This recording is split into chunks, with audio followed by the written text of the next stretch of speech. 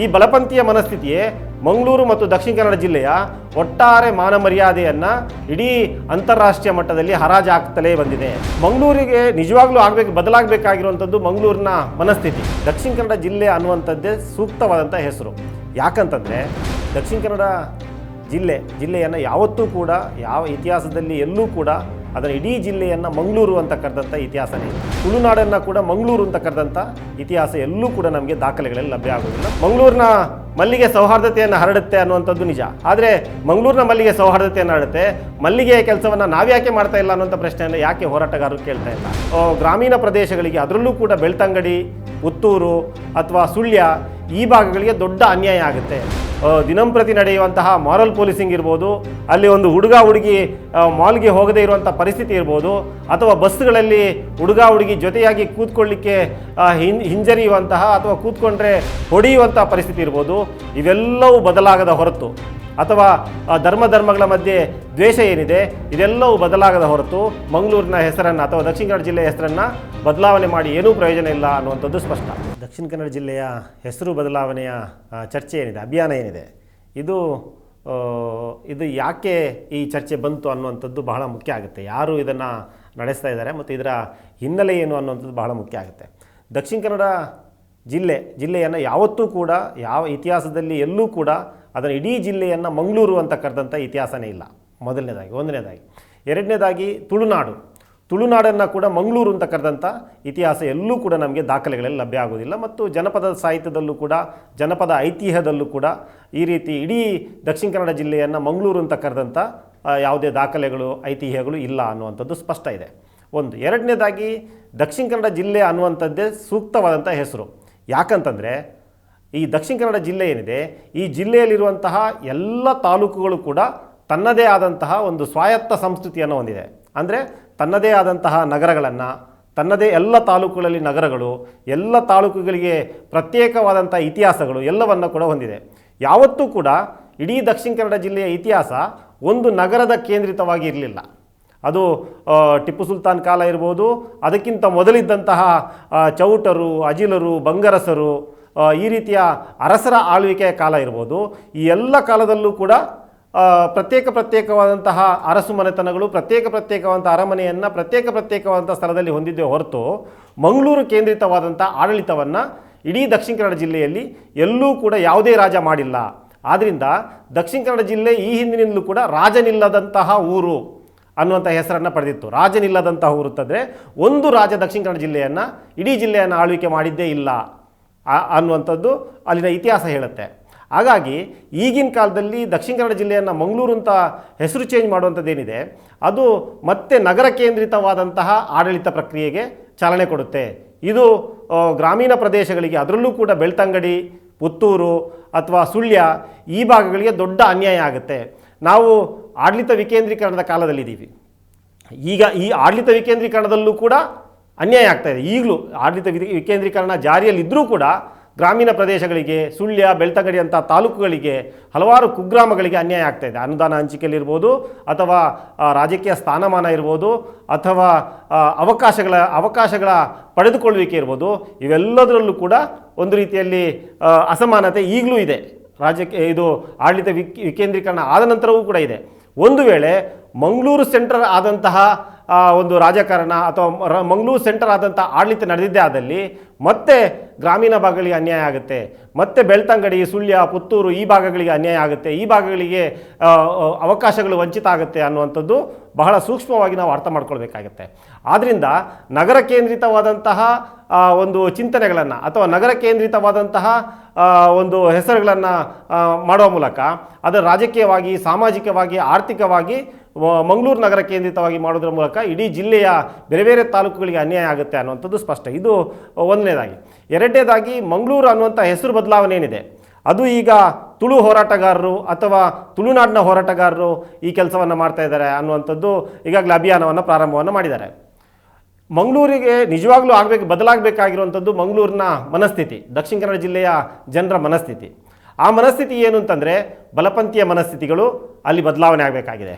ಈ ಬಲಪಂಥೀಯ ಮನಸ್ಥಿತಿಯೇ ಮಂಗಳೂರು ಮತ್ತು ದಕ್ಷಿಣ ಕನ್ನಡ ಜಿಲ್ಲೆಯ ಒಟ್ಟಾರೆ ಮಾನ ಮರ್ಯಾದೆಯನ್ನು ಇಡೀ ಅಂತಾರಾಷ್ಟ್ರೀಯ ಮಟ್ಟದಲ್ಲಿ ಹರಾಜಾಗ್ತಲೇ ಬಂದಿದೆ.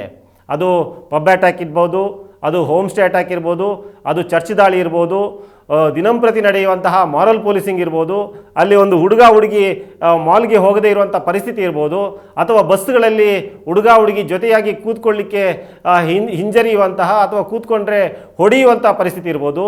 ಇವೆಲ್ಲವೂ ಬದಲಾಗದ ಹೊರತು, ಅಥವಾ ಧರ್ಮಗಳ ಮಧ್ಯೆ ದ್ವೇಷ ಏನಿದೆ ಇದೆಲ್ಲವೂ ಬದಲಾಗದ ಹೊರತು ಮಂಗಳೂರಿನ ಹೆಸರನ್ನು ಅಥವಾ ದಕ್ಷಿಣ ಕನ್ನಡ ಜಿಲ್ಲೆಯ ಹೆಸರನ್ನು ಬದಲಾವಣೆ ಮಾಡಿ ಏನೂ ಪ್ರಯೋಜನ ಇಲ್ಲ ಅನ್ನುವಂಥದ್ದು ಸ್ಪಷ್ಟ. ಇವತ್ತು ದಕ್ಷಿಣ ಕನ್ನಡ ಜಿಲ್ಲೆಯನ್ನು ಮಂಗಳೂರು ಅಂತ ಬದಲಾವಣೆ ಮಾಡಲಿಕ್ಕೆ ರೈಟಿಸ್ಟ್ಗಳು ಮತ್ತು ಕಾಂಗ್ರೆಸ್ನವರು ಒಟ್ಟು ಸೇರಿ, ಕಾಂಗ್ರೆಸ್ನ ಕೆಲವು ಮರಿ ನಾಯಕರು ಒಟ್ಟು ಸೇರಿ ಸಭೆಯನ್ನು ಮಾಡಿದ್ದಾರೆ. ಅಥವಾ BJPಯ ಸದಸ್ಯರು, ಕಾಂಗ್ರೆಸ್ ಸದಸ್ಯರು ಒಟ್ಟಾಗಿ ಇವತ್ತು ಈ ಮಂಗಳೂರು ದಕ್ಷಿಣ ಕನ್ನಡ ಜಿಲ್ಲೆಯ ಹೆಸರನ್ನು ಮಂಗಳೂರು ಅಂತ ಬದಲಾವಣೆ ಮಾಡಬೇಕು ಅನ್ನುವಂಥ ಕರೆಯನ್ನು ಕೊಟ್ಟಿದ್ದಾರೆ, ಅಥವಾ ಆ ರೀತಿಯ ಪತ್ರಿಕಾಗೋಷ್ಠಿ ಅಂತ ಮಾಡಿದ್ದಾರೆ. ಇಲ್ಲಿ ನಾವು ಯೋಚನೆ ಮಾಡಬೇಕಾಗಿರುವಂಥದ್ದು, ಇಲ್ಲಿವರೆಗೆ ನಡೆದಂತಹ ಮಾರಲ್ ಪೊಲೀಸಿಂಗ್ ಇರ್ಬೋದು, ಅಥವಾ ಇಲ್ಲಿವರೆಗೆ ನಡೆದಂತಹ ಹಿಂದೂ ಮುಸ್ಲಿಂ ಗಲಾಟೆಗಳಿರ್ಬೋದು, ಕೋಮು ಗಲಭೆಗಳಿರ್ಬೋದು, ಈ ಸಂದರ್ಭದಲ್ಲಿ ಈ ಕಾಂಗ್ರೆಸ್ BJP ನಾಯಕರು ಒಟ್ಟಾಗಿ ಯಾಕೆ ನಾವು ತುಳುನಾಡಿನ ಮರ್ಯಾದೆಯನ್ನು ಉಳಿಸಬೇಕು, ನಾವು ತುಳುನಾಡಿನಲ್ಲಿ ಯಾವುದೇ ಸಂಘರ್ಷಗಳಾಗಬಾರ್ದು, ತುಳುನಾಡಿನ ಬಹುತ್ವ ಸಂಸ್ಕೃತಿ ಏನಿದೆ, ತುಳುನಾಡಿನ ಎಲ್ಲರನ್ನ ಒಳಗೊಳ್ಳುವಂಥ ಸಂಸ್ಕೃತಿ ಏನಿದೆ, ಆ ಸಂಸ್ಕೃತಿಯನ್ನು ನಾವು ಉಳಿಸ್ಕೊಳ್ಬೇಕು ಅನ್ನುವಂತಹ ರೀತಿಯಲ್ಲಿ ಯಾಕೆ ಕೆಲಸವನ್ನು ಮಾಡಿಲ್ಲ? ಯಾಕೆ ಆ ಸಂದರ್ಭದಲ್ಲಿ ಅವರು BJP ಕಾಂಗ್ರೆಸ್ಗರು ಒಟ್ಟಾಗಿ ಸೇರಿ ಸಭೆಯನ್ನು ಮಾಡಿಲ್ಲ? ಇವತ್ತು ತುಳುನಾಡಿನ ಹೆಸರಿನಲ್ಲಿ, ಅಥವಾ ತುಳುನಾಡು ಅನ್ನುವಂಥ ಹೆಸರಿನಲ್ಲಿ ದಕ್ಷಿಣ ಕನ್ನಡ ಜಿಲ್ಲೆಯನ್ನು ಮಂಗಳೂರು ಮಾಡಬೇಕು ಅನ್ನೋ ಹೆಸರಿನಲ್ಲಿ ಇವತ್ತು ಎಲ್ಲರೂ ಒಟ್ಟು ಸೇರಿದ್ದಾರೆ. ಈ ರೀತಿ ಒಟ್ಟು ಸೇರುವ ಮೂಲಕ ಕೋಮು ಗಲಭೆಗಳು, ಕೋಮುವಾದ, ಆನಂತರ ಅಭಿವೃದ್ಧಿ, ದಕ್ಷಿಣ ಕನ್ನಡ ಜಿಲ್ಲೆಯ ಅಭಿವೃದ್ಧಿ, ದಕ್ಷಿಣ ಕನ್ನಡ ಜಿಲ್ಲೆಯಲ್ಲಿ ನಡೀತಿರೋಂಥ ದಲಿತ ದೌರ್ಜನ್ಯಗಳು, ಈ ಎಲ್ಲ ಚರ್ಚೆಗಳನ್ನು ಬದಿಗೆ ತಳ್ಳಿ, ಅಥವಾ ದಕ್ಷಿಣ ಕನ್ನಡ ಜಿಲ್ಲೆಯ ಕಾರ್ಮಿಕರ ಸ್ಥಿತಿಗತಿ ಇವೆಲ್ಲವನ್ನು ಬದಿಗೆ ತಳ್ಳಿ ಕೇವಲ ಹೆಸರಿನ ಆಧಾರದಲ್ಲಿ ಇವತ್ತು ಚರ್ಚೆಯನ್ನು ಹುಟ್ಟುಹಾಕಿದ್ದಾರೆ, ಅಭಿಯಾನವನ್ನು ಹುಟ್ಟುಹಾಕ್ತಿದ್ದಾರೆ.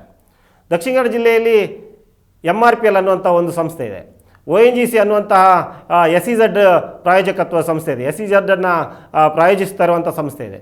ಅಲ್ಲಿ ಎಷ್ಟು ತುಳುವರಿಗೆ, ಎಷ್ಟು ಮಂಗಳೂರಿನವರಿಗೆ, ಎಷ್ಟು ದಕ್ಷಿಣ ಕನ್ನಡ ಜಿಲ್ಲೆಯವರಿಗೆ ಉದ್ಯೋಗಗಳು ಸಿಗ್ತವೆ ಅನ್ನೋಂಥರ ಬಗ್ಗೆ ಅಲ್ಲಿನ ಜನಪ್ರತಿನಿಧಿಗಳಿಗಾಗಲಿ, ಅಲ್ಲಿನ MP ಗಾಗಲಿ, ಅಲ್ಲಿನ MLAಗಾಗಲಿ, ಅಲ್ಲಿ ಇವತ್ತು ಯಾರು ಪ್ರೆಸ್ ಮೀಟ್ ಮಾಡಿದ್ದಾರೆ ಅವರಿಗಾಗಲಿ, ತುಳುನಾಡು ಅಥವಾ ದಕ್ಷಿಣ ಕನ್ನಡ ಜಿಲ್ಲೆಯನ್ನು ಮಂಗಳೂರು ಅಂತ ಹೆಸರಿಸಬೇಕು ಅನ್ನೋಂಥ ಹೋರಾಟ ನಡೀತಾ ಇದೆ, ಆ ಹೋರಾಟಗಾರರಿಗಾಗಲಿ ಆ ರೀತಿಯ ತಲೆಬೇಸಿ ಇಲ್ಲ.